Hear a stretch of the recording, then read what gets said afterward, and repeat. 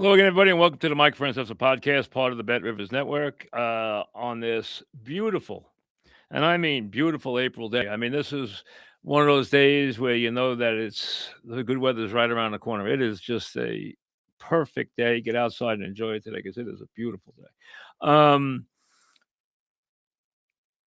The NBA play-in games, which I'm not a big fan of. Those teams are not going to spend a whole lot of time in the playoffs, but it gives you a little action before the action. Um, Remember, the Knicks start on Saturday night. We'll do our NBA later in the week and give you the predictions and everything. More on the NBA in a couple of minutes.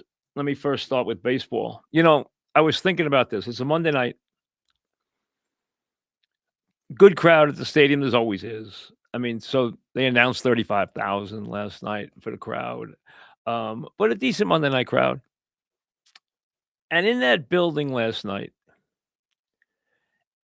was a kid who was at his first game. I guarantee it. I don't know where he was sitting. I don't know who he went with. Maybe he went with his dad. Maybe he went with somebody's friend. Maybe he went with a friend and a father. Maybe he went with a group. Who knows? But he was in that building for the first time last night, and he's going to wind up doing what I do 15, 20 years from now. And he's going to tell a story. And he's going to say, I went to my first game at Yankee Stadium, and I'll never forget it. I was so excited. The grass was so green. The colors were so vibrant. The players right in front of you for the first time. It's something you never forget. And then he's going to say, I got a chance to see two lock first ballot Hall of Famers, both at the top of their game that night. One who dominated the game and dominated the league, who burst on the scene at 19 years of age and was a star at 20. The other got there late. He didn't break into 24. He didn't become a big-time player till 25. But they're both in their own dominant players. One aging, beat up, has spent the last 4 or 5 years just trying to get on the field and not doing a good job of it. Only playing 100 games, I think, once in the last 4 or 5 years. Not dominating the way he did. Trout had a run that was very reminiscent of the Mantle run. He did not have the numbers that Mantle had. I'm not saying he did. And he's great, but he's not Mickey Mantle. But he dominated the MVP in the American League the same way Mantle did. In that run, he was there every single year. Trout has won 3 MVPs. So was Judge. Trout has finished second in the MVP 4 times. Mantle won 3 MVPs. He was in the top 3 every year. He lost 2 others by 1 vote, including 60, which was the closest vote of all time, when Maris beat him in the MVP 2 years in a row. In 61, you knew he was going to beat him, but in 60, he beat him. And he beat him by 1 vote. But every single year, year after year, those guys are right there in the MVP. Judge has finished second once and has now become this dominant figure. And now he's on a different level than Trout. Trout's not going to have any more of those years. And Trout never hit 50 and 60 home runs. I think it's a different game than it was when Trout was early in his career, because I think then he was hitting 40. I think the ball's a lot livelier. I'm not saying a Judge can hit 50 and 60, but other guys are hitting 50 also. In those days, guys didn't hit 50. Now a lot of them are hitting 50 and 60. It depends what era the ball goes back and forth a little bit. But be that as it may, you're talking about premium sluggers. And they came, and last night they both hit 2 home runs in a game the Yankees come back and win in the bottom of the 9th, sloppy fashion on a walk-off wild pitch. Probably the only way McMahon's going to contribute these days at the plate, get a walk and get a wild pitch. Grisham, who had done nothing all year, hits 2 home runs coming in the game as a pinch hitter, and then hits 2 home runs, including a 2-run home run in the ninth that tied the game up, and then the Yankees get the winning run home. But they each hit 2 home runs. These 2 great players. The guy who was the GOAT and the guy who is the GOAT. So, Trout's obviously not Trout anymore. He's never going to be the Trout of 15 years ago. Judge is still there. One's 33, one's 34. Like I said, one got started late, one was in early. You look at their numbers. Trout has hit 408 home runs. He's knocked in 1,082 runs. He's played more years than Judge, but he hasn't played a lot more games because he's missed so many games in recent years. His lifetime batting average, ironically, is 293. Judge's lifetime batting average is 293. Judge has hit 374 home runs, knocked in 842. He has an OPS over 1. Trout has an OPS. Anytime you see lifetime OPSs in the 900s, but in the high 900s, those are big-time players. Those are the Mantles and Mazes and Aaron. I mean, those are the great players who have those kind of OPSs. He has a 976 OPS.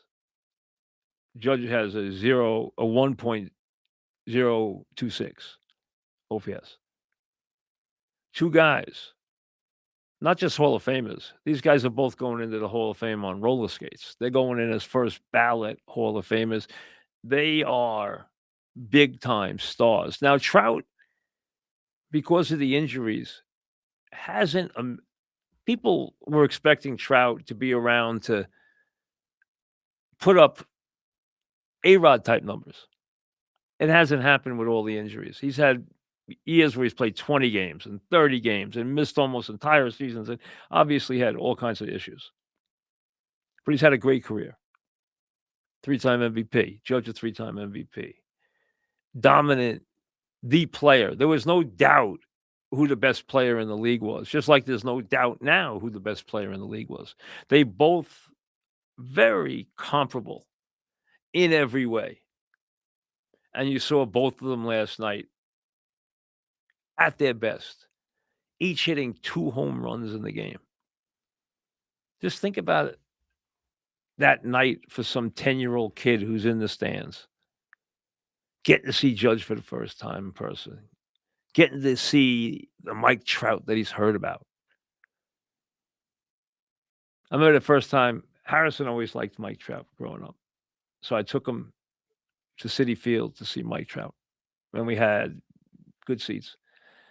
And Trout came up and he was right in front of us.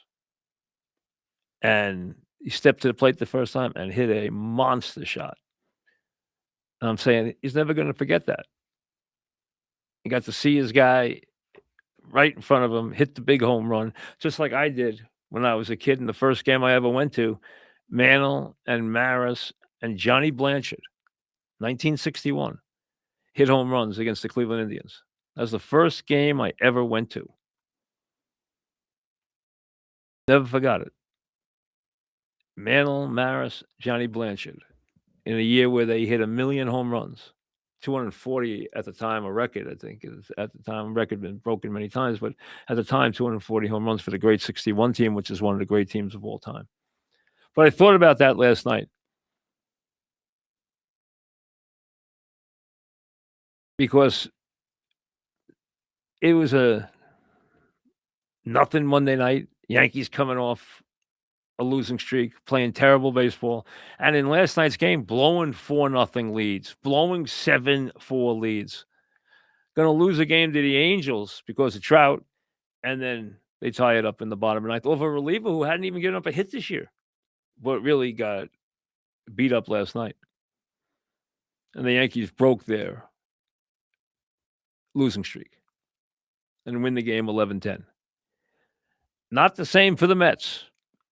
Another night, another shutout. 6 straight losses. They lose game 1 to the Dodgers. They're now 7-10 on the season, and they're gonna face Yamamoto today, and they're gonna face Ohtani tomorrow. They've been shut out back-to-back games. They've been shut out 3 of the last 4 games.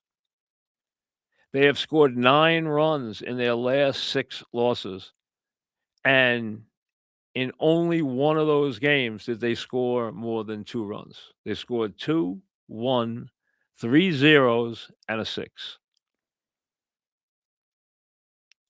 Completely anemic. Nothing in the lineup to scare anybody. Obviously, no Soto. Obviously, no power. Obviously, nothing going on right now. And yes, it's early, but the Mets could come out of this week with what they're going to face on the mound tonight and tomorrow, and then a trip to Chicago for the weekend. The Mets could be in a bad way. You know, they don't want to start, they don't want to hit April. They don't want to say goodbye to April and say hello to May, 8 games under 500.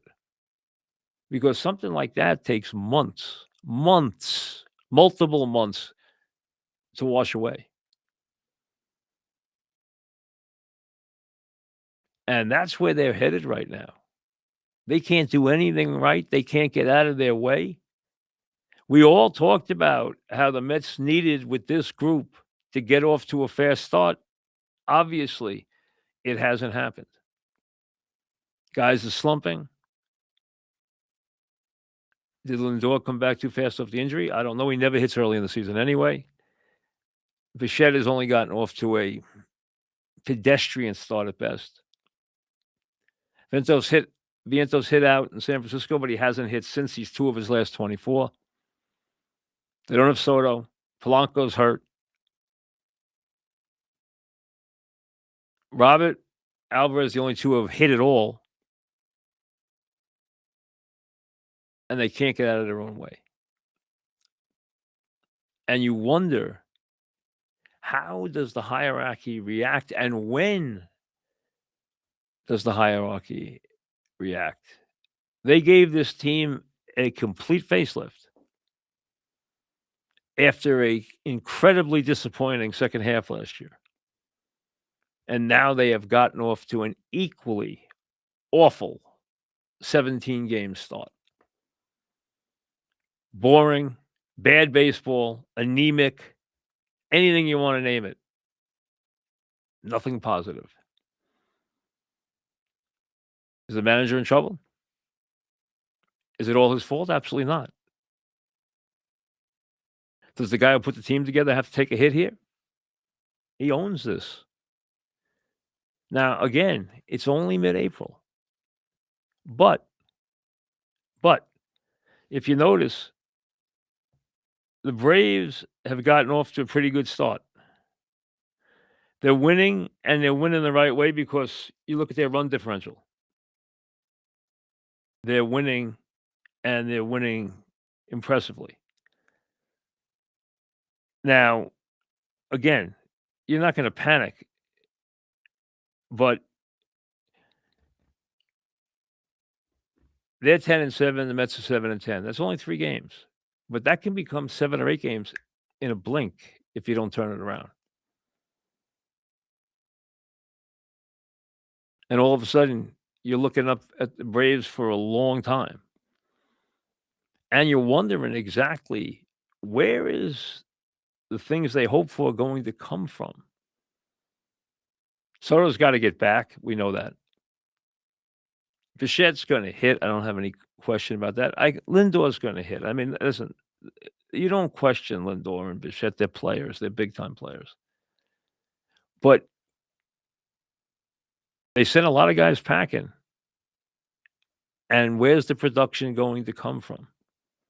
Is there any guaranteed production other than from the 3 players we mentioned? Anything they can count on? Are they gonna get it from the guys they brought in? And when does everybody there really start to press? I would think they're getting to the point now where they're starting to feel it.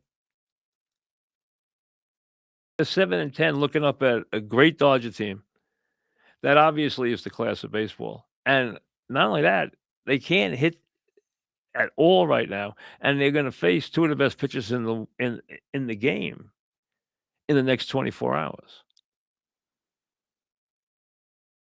Maybe that's what it's gonna take for them to break out. Sure didn't look like it last night. This thing listen, we can all say it's early, and it is. But if you're a Met fan right now and you're not concerned,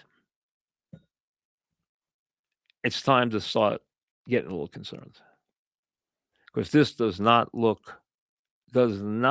like it's gonna get a whole lot better anytime soon.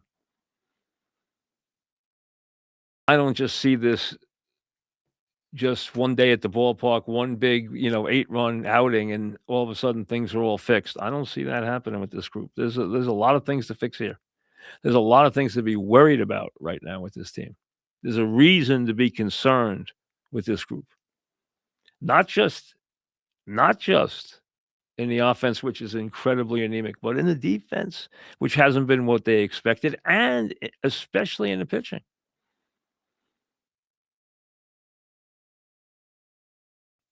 Yes, it's April the 14th, but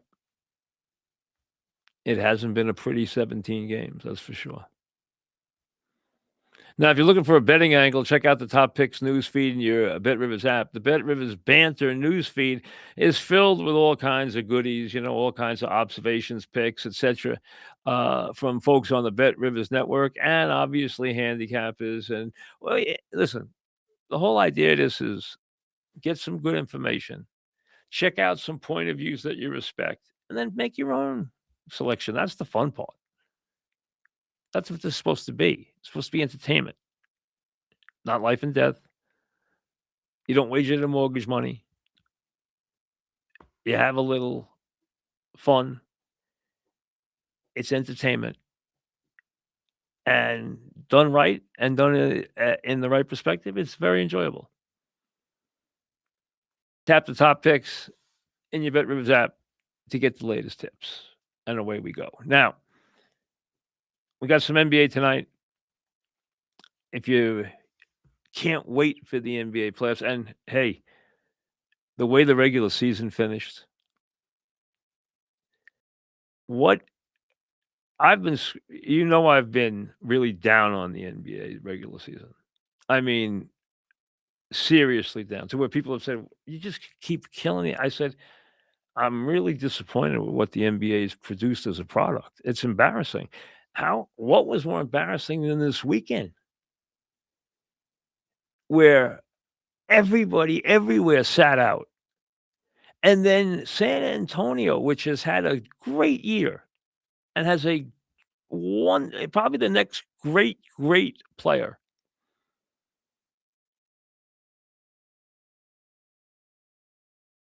has a chance to improve their playoff path so dramatically where they can eliminate Denver, a team that gives them trouble, a team that obviously has quality and a great talent that can beat anybody. Everyone's looking for that OKC San Antonio confrontation, and San Antonio's played them so well all season. I agree, but it's not a given. And all they had to do was play their game and compete and try to win that game that would have eliminated Denver as an obstacle. They would have been on the other side of the bracket. And instead, as you hear Taylor now, instead, they will have to play Denver, unless something extreme happens, and OKC to get to the championship round. It could have been that they only had to beat OKC, that they weren't gonna have to face Denver. And instead, they had no interest. 0. We don't care. We don't care. We're not playing our players. We're taking a pass. We're putting our feet up. We'll deal with the playoffs as the playoffs. Who cares who's in front of us? You play all year to make the playoffs. You play all year to give yourself a shot to get to a championship level, get to the finals, beat OKC, get to the finals, give yourself a chance to win a championship. And instead, when you can really improve your chances dramatically, you have no interest in doing it. None. We're not playing. Sorry. We're done. We're done. We're resting. Sorry, we're resting should be the NBA slogan now in the regular season. Sorry, we're resting. Sorry, it's our night off. Oh, you paid big money and circled the calendar for 3 months because your kid is just more than anything in the world wanted to see this star player in his city. Sorry, we're resting.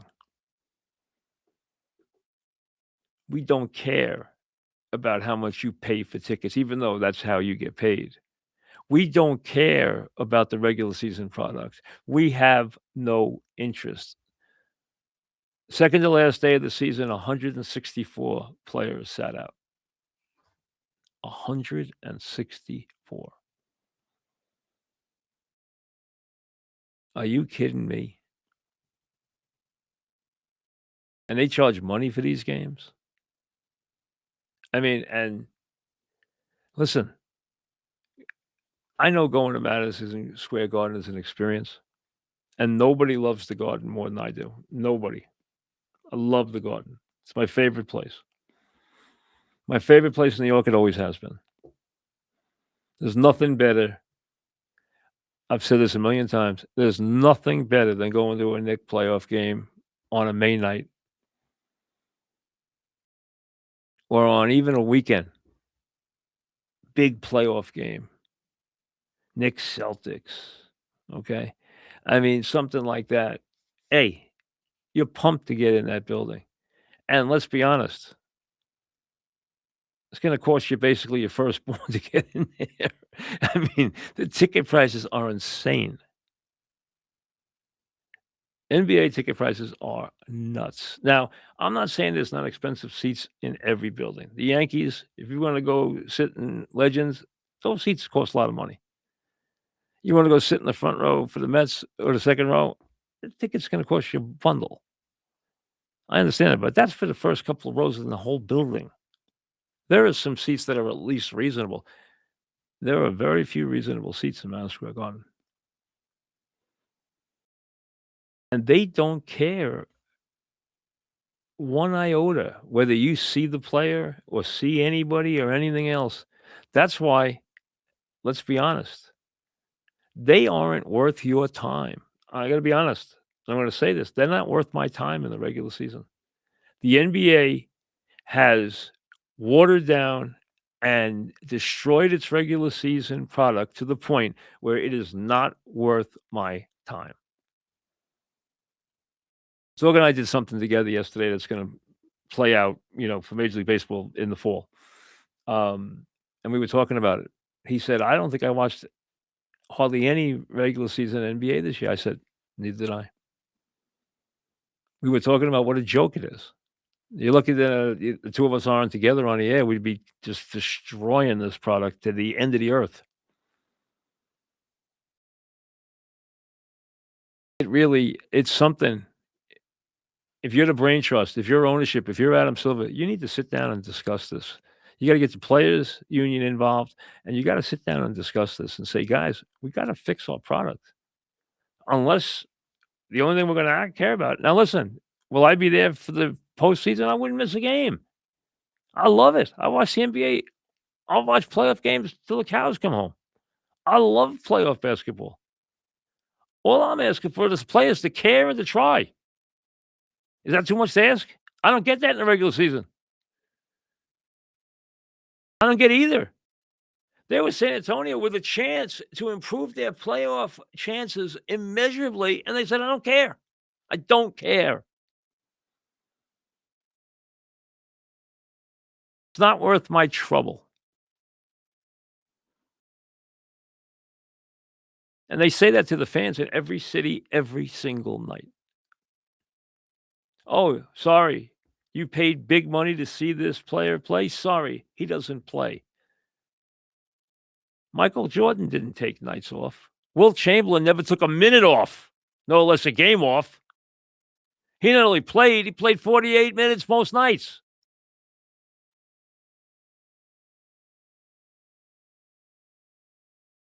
Charles Barkley didn't take games off.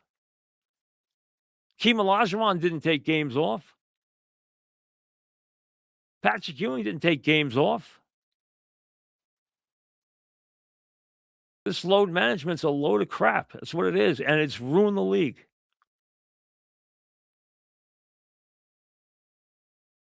They should be embarrassed by their product that they're putting forth right now in the regular season. Embarrassed. That's how bad it is. But now it's the playoffs. So now we can care because they care. Because they're gonna show up and play with an injury, and play when they're tired, something they would never think of doing in the regular season anymore, even once. Now it's the playoffs. So you've turned it into a two-month sport. You've turned it into the college basketball. And at least in college basketball, I understand we know from day one that Duke and St. John's and UConn and 25 other schools are all going to the NCAA tournament before the season ever starts. We understand that. Does that take away some of the intensity? A little. But you know what? When they're out there during the games, those kids are trying their hearts out.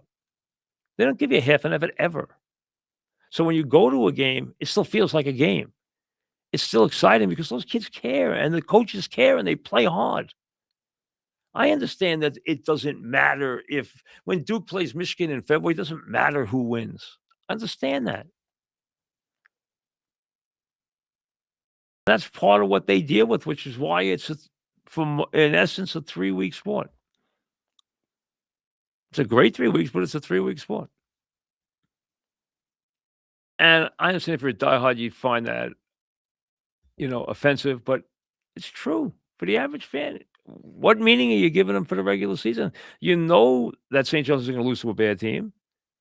You know they're only going to be tested by a couple of teams on their schedule, and if they lose half those games, so what? They're still going to get, in the NCAA tournament easily, and away they go.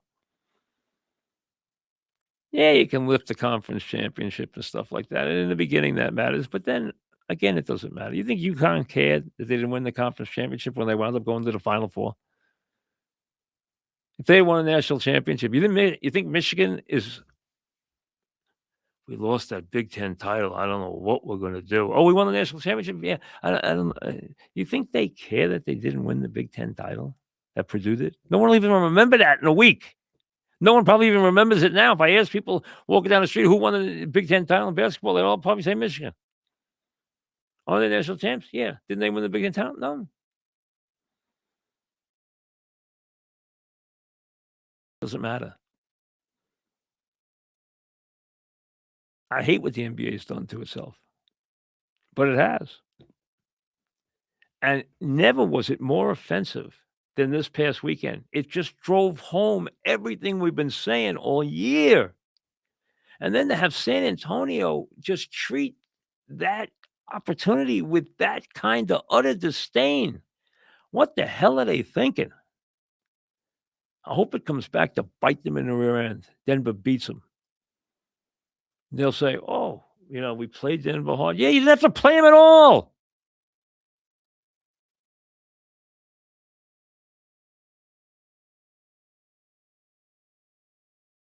Just crazy. So if you're heading to the Yankee game tonight, it's a beautiful night for it. Enjoy that you get a chance to see 2 great players on the field at the same time. And last night, they gave you a show, maybe they'll give you another one tonight. And for the Mets, who knows? Maybe they'll even score a run tonight. Hey, hope springs eternal. Maybe they'll even score a run tonight. It's possible.